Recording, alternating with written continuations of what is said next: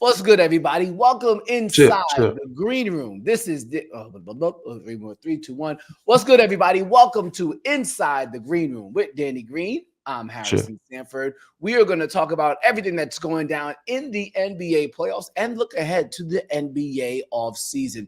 We are recording this on Thursday morning, so the Cavaliers are up and out of there, and so could the entire structure of the team. We'll talk about that in just a moment, and we're also can't forget what happened on Wednesday night as well with Luka Doncic and the Dallas Mavericks, one win away from being back in the Western Conference Finals. But other things are happening in the NBA world, and we'll start it with the NBA Draft Combine because one, Bronny James is capturing attention, as of course he would, being the son of LeBron James.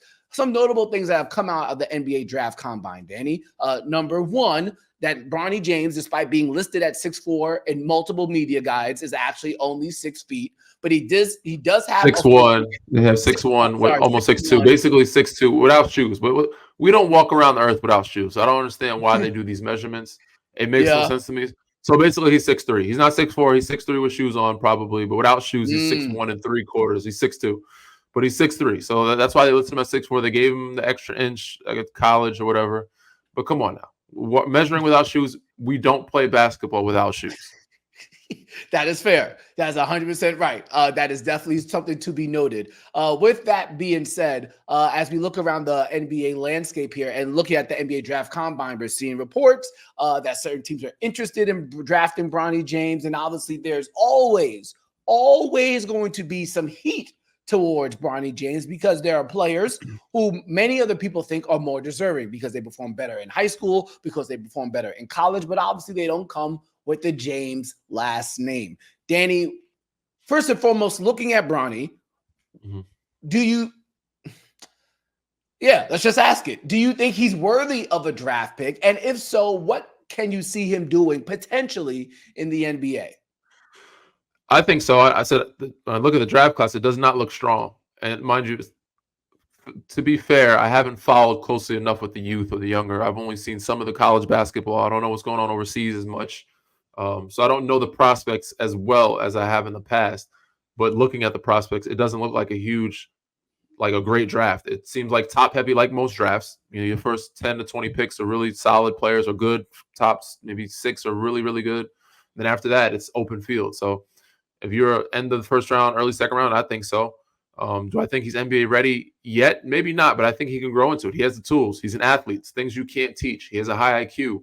Said certain things that you can't teach because he's been around the game and knows it and has been watching his dad for years. So he has that advantage. But the people that are upset about it, welcome to the real world. You know what I'm saying? Like in any business, in any job, in any field of the world, there are people that are more qualified to do those jobs. Those people don't always get the job. A lot of times they don't. It's people that are decently qualified, but they know somebody or they're related to somebody.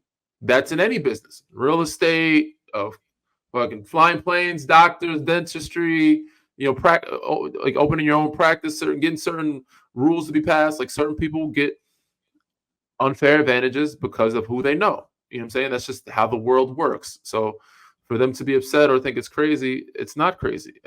We just haven't seen it in this type of aspect before because you don't see dads play long enough or have the name long enough with their kids in the professional sports. Most dads don't play with it. I think Ken Griffey Jr. might have did it with his dad, but you don't see most dads play with their son in their profession. So that's why you don't see it in this space. But in every other aspect of life, you see it happen when it comes to getting into schools, or graduating or getting certain jobs, businesses, working at restaurant, whatever it may be, getting this internship or getting plugged in with top brands. It's because they know somebody. So that's just part of the world. But with all that being said, Bronny is still a good player. He's not no bum. So I think he deserves a fair shot, and he's showing that he's very athletic. He's shown he has tools, he can play, and he understands the game. And his ceiling, I don't know. But he is a type of guy that could be a glue guy, makes winning plays. He said the Drew Holidays, the Derek Whites, like those type of guys, I could see him being like. So, obviously he's a little smaller than them, but who's to say he can't, be still as efficient, be a defensive player, make winning plays, even at the 6'3" that they have him Without the shoes or with the shoes, 6'3". He's 1 inch shorter. This guy's played in our league way shorter than that, so it's not that big of an issue. So actually, as we transition to our next topic here, I was reading a bunch of Twitter. I love engaging in Twitter, particularly when the Knicks are playing. And I saw a tweet that basically said, you know what? You know who Bronny James could be? Deuce McBride. And if you've been watching Deuce McBride, he has been an absolute source of quality play for the New York Knicks. Having him around has been a godsend for the Knicks, particularly with their injury situation. I think it's a pretty fair. If Bronny ends up being Deuce McBride, that's a pretty damn valuable player. That's a really good player. Deuce is really good. Price point for sure.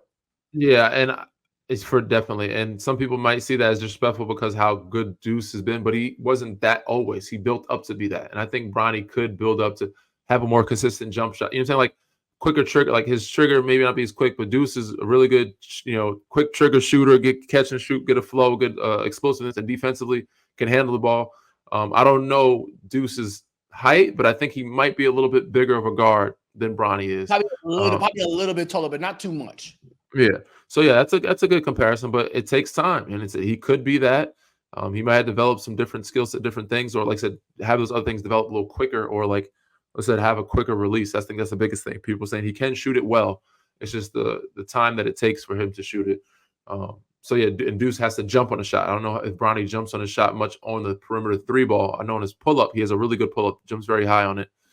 So yeah, he could be that. He could build it, and it's an open league. Anybody can sneak in at any point. Anybody can develop into a basketball player, like NBA player, and it could happen later in life. You just have to put the work in. As long as you have the tools, he already has the foundation of the tools. Now it's up to him to figure it out, make the adjustments, and put the work in to be the player that he wants to be. Speaking of those New York Knicks, Danny, this team is driving me through valleys and peaks of happiness and despair. After game number 4, they get smacked. They look tired. They don't look like they have the legs. I'm like, man, it's finally coming to an end. It's been a good ride, but we just don't have the bodies. With OG being hurt, no Julius Randle, no Isaiah Hartenstein had a bad shoulder, no Bojan Bogdanovic, no Mitchell Robinson. I'm like, yo, we're coming down to the bitter end here, and it sucked to see. But Danny, I will tell you this, and obviously we have game number 6 happening Friday night, so we won't get too much into it because most people might listen to this pod pretty much after game 6 is solved. But I will tell you this. I have been a lifelong New York Knicks fan. From the moment I was born and started watching basketball, the New York Knicks were my team. And I've gone through peaks and I've been going through peaks and valleys with them, like the 94 Knicks. I love them. I love their competitiveness, even though Michael Jordan was around. So my expectations were always tempered. And then you also had the Carmelo Anthony Knicks, who were like good, but didn't. Like, they were just obviously they had the LeBron Big Three in Miami, but that Knicks team really didn't have the fight that really I liked. But I liked them because I like Carmelo Anthony, and they were successful to a certain modicum of degree. But this Knicks team, Danny, I have never been prouder to be a Knicks fan. Like it's like a badge of honor now, because this team, despite all the injuries, they always compete. And Danny, I can't even begin to really tell you, I can't put it into words how dope it is to root for a team that never quits, and root for a team, Danny, that despite injuries, despite the lack of size that they have at times, they're always the bully. They're always the bully, which is like, yo, it's so cool. Like, yeah, you guys might have more talent. You guys might have more superstars. You might have more scoring ability, but you know what? We're going to push y'all around. You know what? We're going to grab all the rebounds. It is, I don't know where this is going to be. I don't know where the team is going to cap at. I don't know if they're going to keep Julius Randle during the offseason. Obviously, there's different iterations of this team that might come going forward. But this iteration of this New York team, Danny, I am truly, like, it's a source of pride. Like, I am happy to say this is my team. A team of no quitters and a team of straight up dogs. It's fire, bro. Whatever happens, but I could wear this badge with pride. Well, I'm happy for you, man. I'm sorry it only took 36 years for this to happen. blame your silly ass daddy for making you a Knicks fan. Just like those Cowboys fans, like those Cowboys fans, those kids that grew up Cowboys fans, blame your silly ass daddy for that because it made you a damn Knicks fan. I'm sorry you grew up as Knicks. But yeah, no, they've had a couple good groups. I would say this one's a really good one. And there's always times where you look at the group and you see the Knicks and you're like, they're the Knicks. They're always going to find a way to lose. You know what I'm saying? Like there's always going to something happen. And we have this debate all the time. I have it with my friends, I have it with family. And I'm like, nah, this year I think they're really good. Like, he's like, nah, they're going to lose in the first round. They lose the second round. I'm like, nah, even with the injuries, they should beat Indiana. They're just a better team. And they have some winners there now. They have the Villanova boys. Those guys are winners. They're not just a bunch of guys that are good that score baskets and aren't winners. Like these kids know how, these men know how to win. They are winners. Jalen Brunson's really turned that around. DiVincenzo, Josh Hart, those foundational pieces make that a winning group. Then you add OG to that. You add a Mitchell Robinson, a Hartenstein. You add Deuce McBride. Like this is a well put together group. So yeah, even with that all being said, you Knicks fans up and down, peaks and valleys, and we're scared because of injuries and you guys lost in Indiana by 30. But I'm like, it's one game. I still think the Knicks should win the series. They're like, oh, we're too many bodies are hurt. It doesn't matter. You're still a better team. You should win. Indiana's not that great either. They're a good team. They're solid, but they're very up and down. And with the injuries, y'all are just a better team. Y'all should win regardless of who's in, who's out. As long as you keep those three guys, you have Hartenstein and you have Deuce McBride off the bench. You have a couple other Alex Burks playing well. You have some pieces over there. So use them wisely, and continue to hoop. You have home court advantage, which is great. So, yeah. I also want to say there are other teams, though, I think that you would have. This is probably the best one that you think has the best chance of making the Eastern Conference Finals. And if they're healthy, they could have made the finals.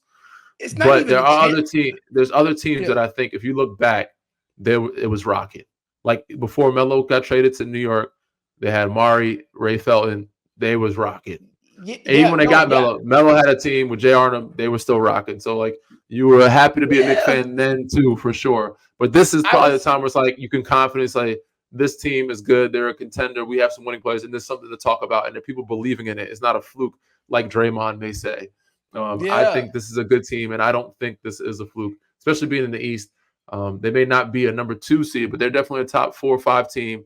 Consistently, they keep this group, and they're a team that can be in contention with the right one-piece move, or if they stay healthy. Yeah, no, and yeah, I like, yes, that Melo team was good. Knicks tape forever. Knicks fans know what I'm talking about. But it's more, it's just the personality of this team. These dudes could have quit long time ago, dog. Yeah, like for sure. Like you know what I'm saying? But there's another group. So before Melo got here, before Melo Knicks tape, they didn't have. But that wasn't like a superstar-studded team. It was just Amari and Ray Felton had a bunch of role play and Ray Felton and a bunch of role players that was hooping. That's why team, and they just had that grit about them. You know, they didn't care who it was. They just bullied people and they won games. They were like on a 12-game winning streak, something crazy before the trade happened. Obviously, the Linsanity era was a thing. Mm-hmm. Yeah, before Melo got there. No, they've been, but this one right here, this rough and tumble squad, and I'll just say this, like. And this is like, you know, really is a source of pride. The fact that they're always the bully. Mm-hmm. They're never getting bullied. They're doing the bullying, even though they're going against Joel Embiid, even though they're going against a team with two big men in Pascal Siakam and Miles Turner, even though Miles Turner has a soft brand of basketball. No offense to him. They're just always the bully. And that in itself is really dope. I take a lot of pride in that, and I'm sure a lot of Knicks fans do. Speaking of being the bully, last year, the New York Knicks got a first-round win over the Cleveland Cavaliers. And a lot of people would say they bullied the Cavaliers. Well, now the Cavaliers might be bullied into changing their whole roster. We'll talk about that in a moment, right here on Inside the Green Room.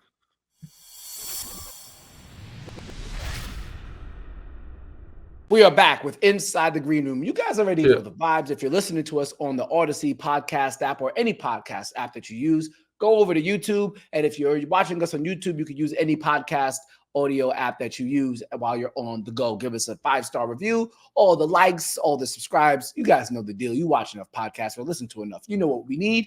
Please help us deliver on that. With that being said, Danny, the Cleveland Cavaliers are up and out of here. No longer playoff participants, and it looks like the roster might all the way be shut down too. There was a report from Shams Charania coming out after yesterday's Wednesday night's loss to the Boston Celtics, where it basically said there seems to be some uneasiness between the front office and JB Bickerstaff, uneasiness between the players and JB Bickerstaff. There's also appears to be some uneasiness with Evan Mobley, who in the report basically said his representation said that they were imploring the Cavaliers to not take him with the number 3 pick in the draft that he was taken.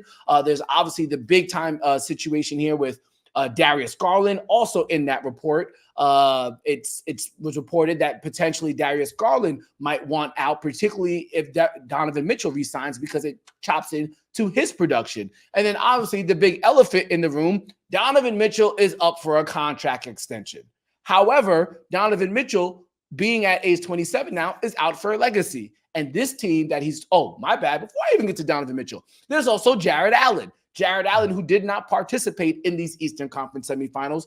In that report, it was expressed that there was some front office, some front office personnel and also teammates, didn't specify which ones, that were curious about Jared Allen's willingness to participate. Frustration with him not taking an injection to play through the pain because it's a rib bruise. So I don't think it was anything.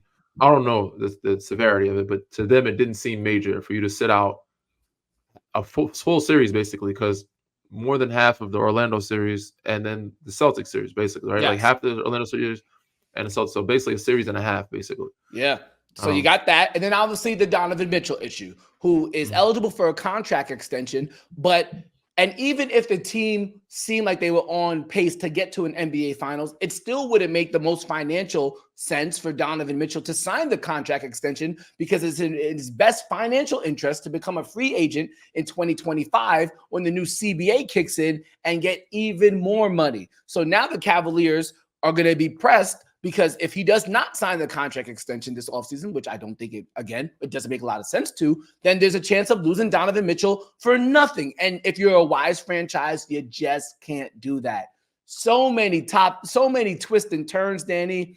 And as optimistic as I was about the Cavaliers when you signed there last year, my optimism for this roster as it presently stands is totally gone. I think there's going to have to be a total mashup, and it really going to have to be broken down to bare bones. I think for them, it's in their best interest, while you got Darius Garland under contract, while you got Donovan Mitchell under contract, while Jared Allen is definitely a desirable player. I think those are 3 guys who say, hey, what can we get? Let's rip the Band-Aid off, start over again, and you keep Evan Mobley because he's young, or maybe even keep Evan Mobley and Darius Garland if you believe in those 2 guys. But as it currently stands, you cannot bring back the same roster, and even if they wanted to, I don't think they should.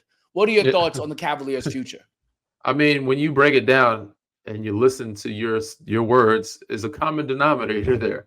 Front office has an issue with the coach, and the players have an issue with the coach. It sounds like there needs to be a coaching change first and foremost. But I'm not shocked, and I think this change probably needed to happen before this year. Honestly, such a pivotal season, yeah. It needed. If you wanted to win, if you want to win now, you need probably a more experienced coaching staff or coaching group. You know what I'm saying? So, my issues with JB. We don't have any major issues, but my concerns or the things that I've had with JB. I don't think he's a bad coach. I just don't think he's the guy you want if you want to win now. I don't think he's that guy for that job just yet. And there's other things that neither here or there. Regardless of my issues, the superstars are the ones that matter the most. Donovan Mitchell, Darius Garland, them together, they like each other. They like playing with each other, but he also hasn't figured out how to play them together or have them thrive together. And Darius sees that, not happy. Evan Mobley sees how OKC's doing.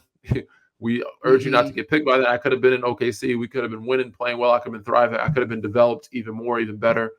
So, yeah, ultimately, we all knew this was coming to a head. Surprisingly enough, I think it's more surprising that the other situations have worked out. And when we look at it and it doesn't make sense, than when it doesn't. Like when you look at Rudy Gobert going to Minnesota, nobody thought that would work out. You're like, why the hell would you do that? Shocking that it has worked out and is doing well. So it's like, that's more of a surprise. Even when Aaron Gordon went to Denver, like, why would you know what I'm saying, a guy that can't shoot with Jokic, surprisingly it worked out. Yeah. You see certain people and you're like, but the other ones, you see a big 3, you're like, all right, that's not going to work. You see another big 3 there, that's not going to work. And it's easy to see from outside. And you see this with the 2 smalls, the 2 bigs, that's not going to work. You got to pick one guard and then one of those bigs, or play them separately, have them playing and subbing for each other.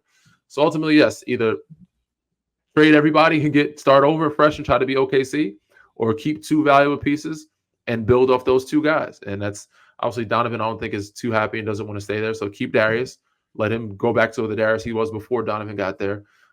If Evan's not happy, get as many picks for him and keep Jarrett or Evan. Pick one of them. I think Evan is the more potential younger one that can have more of an impact and be the all-star. So those are the two guys that I would try to keep. But if not, if you want to start over fresh, got to trade everyone. But ultimately, comes to a coaching change first, and then maybe front office. I don't know. I think it's surprising me that the front office and coaching have tension because they were great when I was there. I think they had a good same page, but said to me as like something needed to be changed.